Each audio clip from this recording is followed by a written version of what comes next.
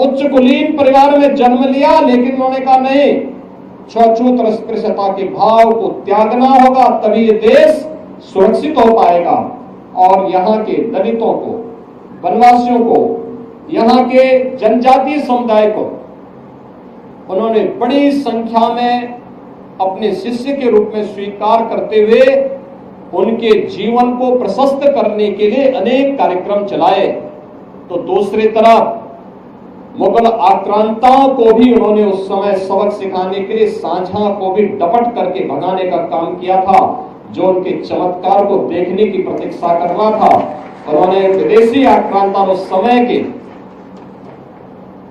जो शासक थे उनको फटकार लगाई थी।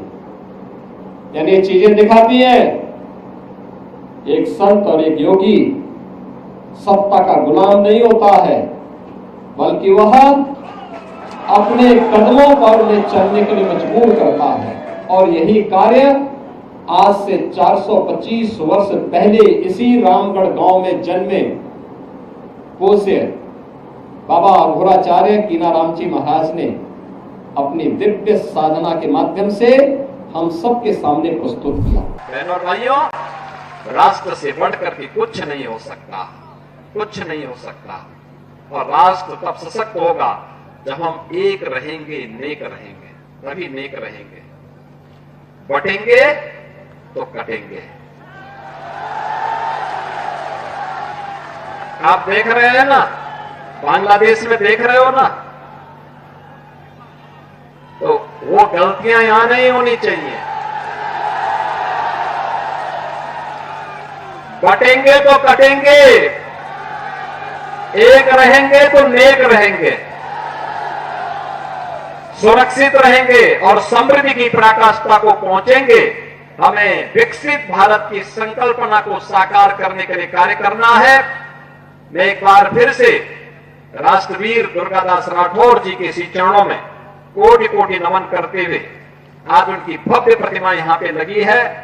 राष्ट्र के प्रति समर्पण और श्रद्धा का भाव जिन्होंने अपने शौर्य और पराक्रम से दिया था, वह श्रद्धा का भाव हमारे मन में सदैव बना रहे। इस विश्वास के साथ आप सबको एक बार फिर से जन्माष्टमी की इस पावन तिथि पर हृदय से बधाई देता हूं। आज जिस प्रकार के दृश्य दिखाई दे रहे हैं, जिस प्रकार की बातें हो रही हैं, जिस प्रकार की चीजें चल रही हैं, आपने देखा होगा इन सब के मुंह बंद है बांग्लादेश की घटना पर। कोई बोलना नहीं चाहता क्योंकि उन्हें भय है, अगर वो बोलेंगे तो उनके वोट बैंक खिसकते हुए दिखाई देंगे।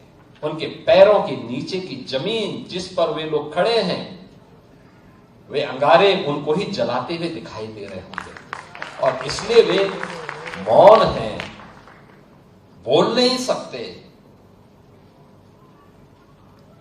जो लोग दुनिया के अंदर अन्य मुद्दों पर बोलते हैं, मुखर होकर के बोलते हैं, उनको फिलिस्तीन दिखाई देता है, लेकिन बांग्लादेश नहीं दिखाई देता। उनको दुनिया के अंदर अन्य जगह दिखाई देती है, लेकिन बांग्लादेश नहीं दिखाई दे रहा है, क्योंकि वहां मंदिर तोड़े जा रहे हैं और हिंदू मारा जा रहा है, संतों पर अत्याचार हो रहा है। और इसीलिए हम सबको वर्तमान की इन चुनौतियों को देखना पड़ेगा। याद करना, 1947 के पहले बांग्लादेश भी भारत का हिस्सा था। हमें यह नहीं भूलना चाहिए। और 1971 में बांग्लादेश को बचाने में हमारे सैनिकों ने भी बलिदान दिया था। हजारों सैनिकों ने बलिदान दिया था। पाकिस्तान को मुंह की खानी पड़ी थी। पाकिस्तान के 95,000 से अधिक सैनिकों को भारत के बहादुर जवानों के सामने समर्पण करना पड़ा था। और विश्व के इतिहास में किसी भी सेना की सबसे बड़ी विजय थी जो 1971 में भारत की सेना ने करके दिखाया था।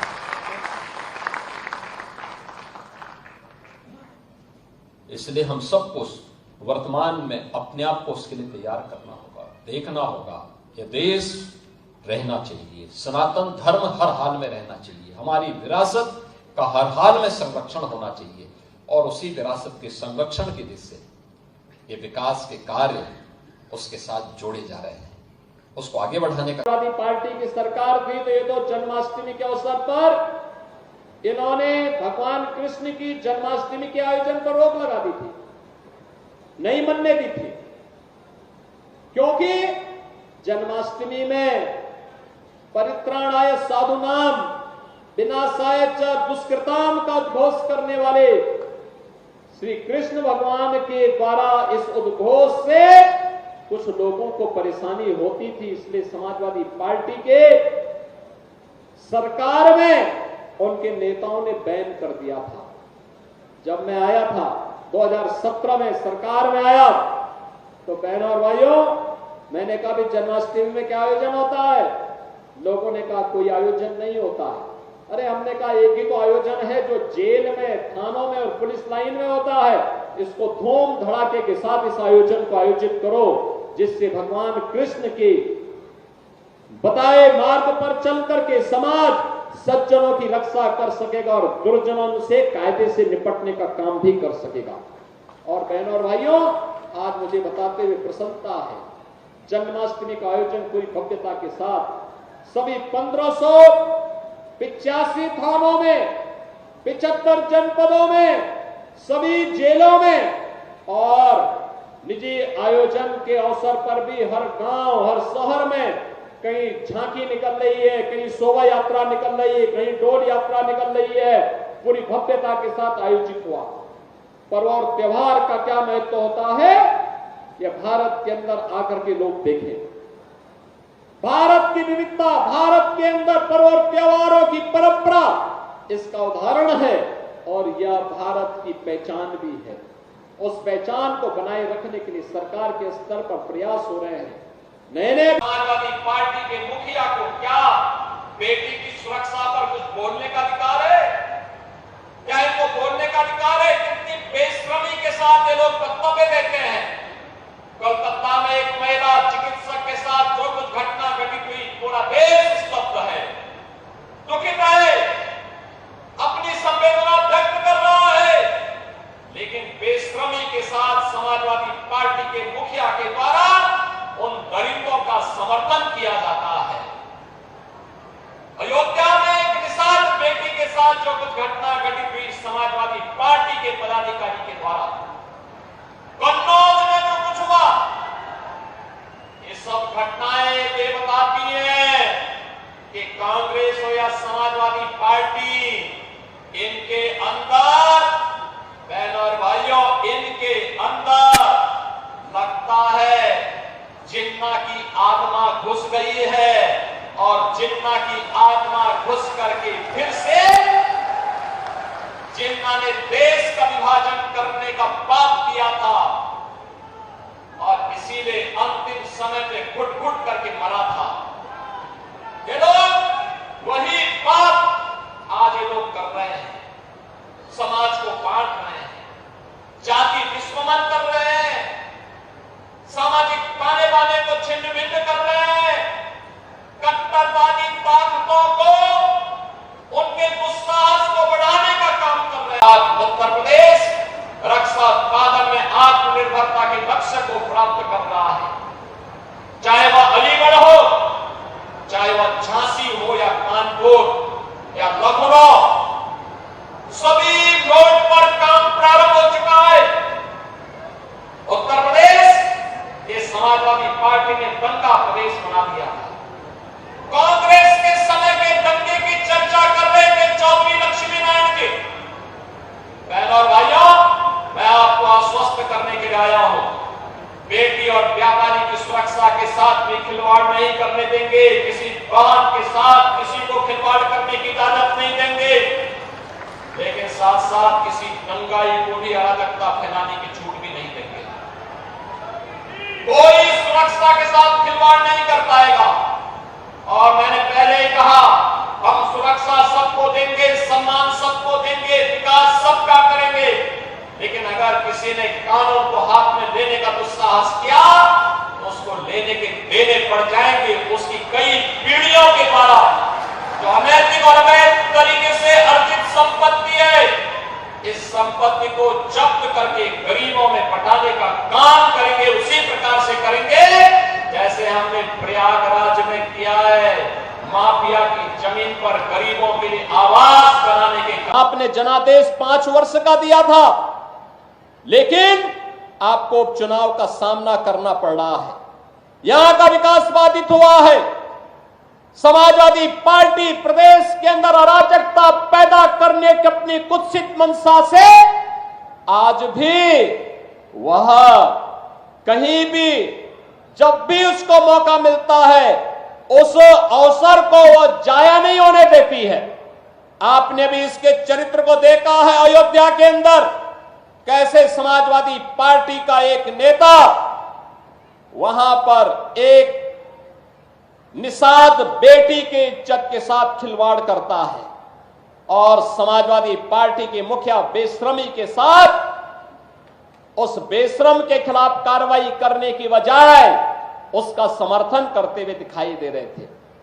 आपने इनका दूसरा दृश्य लखनऊ में देखा, एक बेटी अपने पिता के साथ मोटरसाइकिल से चल रही है, अचानक बरसात होती है, पानी भरता है और इनके गुंडे सड़क पर किस तरीके से उस बेटी को गिराने का कार्य करते हैं। और तभी मैंने कहा था, जब इनके एक नेता ने सदन में कहा कि सद्भावना ट्रेन चलानी चाहिए, हमने कहा सद्भावना ट्रेन इनके लिए नहीं, इनके लिए बुलेट ट्रेन चलेगी, बुलेट ट्रेन।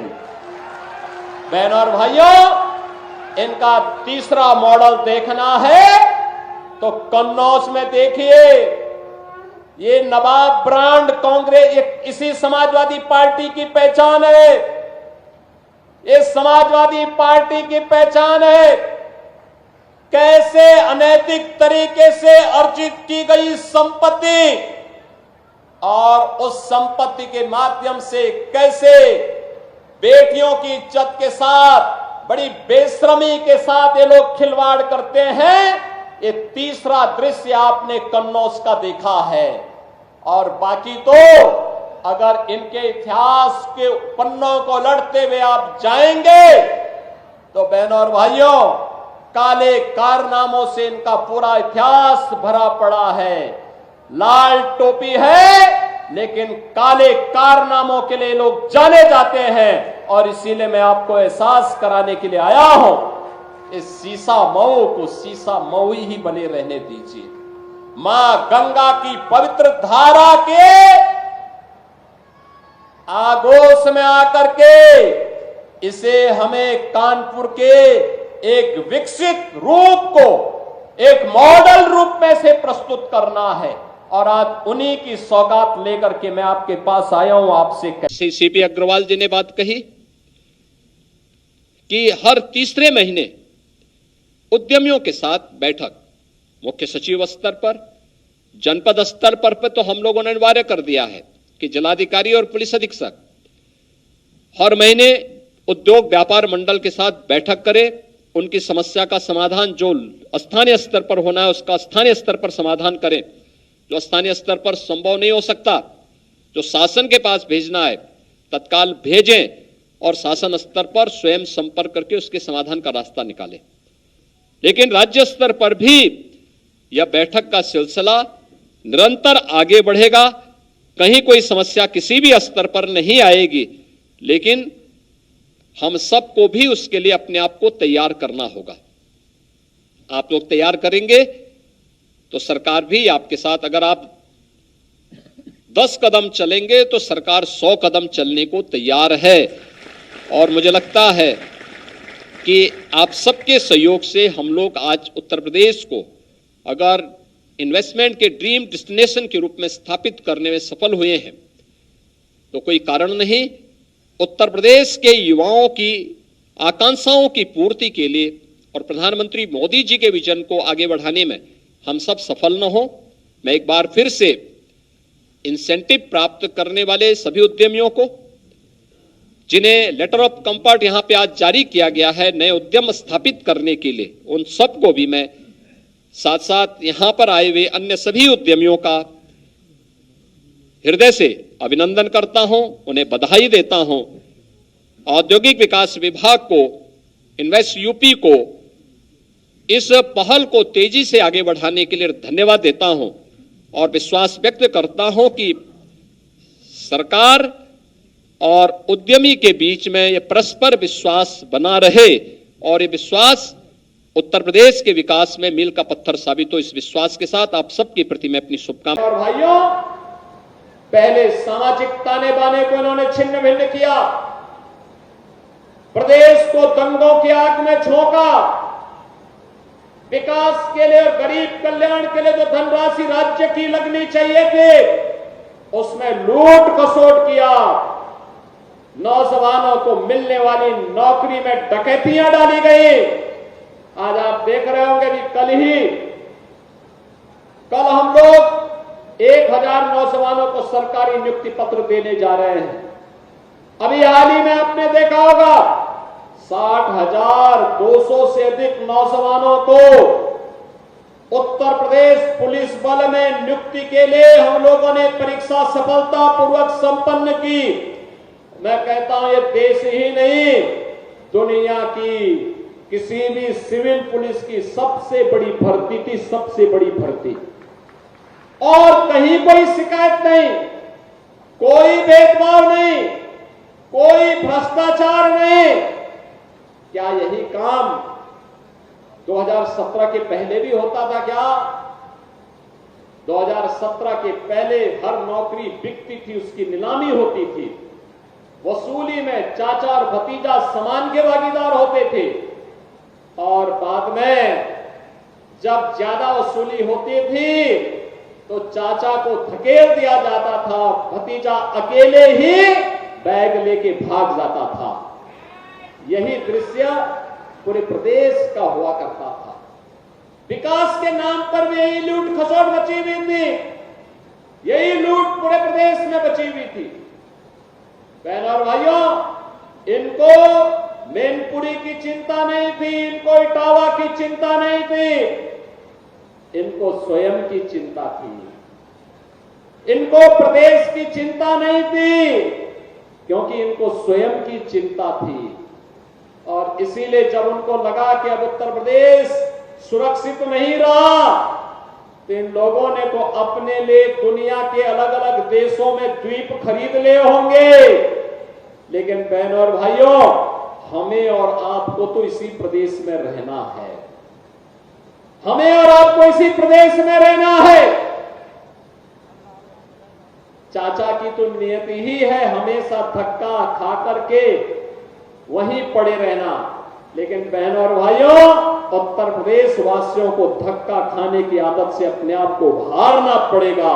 सम्मान के साथ राष्ट्रवादी मिशन का सिपाही बन करके आगे बढ़ने की हमें आदत डालनी पड़ेगी। और इसी के लिए ये 450 करोड़ रुपए की विकास की परियोजनाओं की सौगात लेकर के आज मैं आपके पास इस मंच के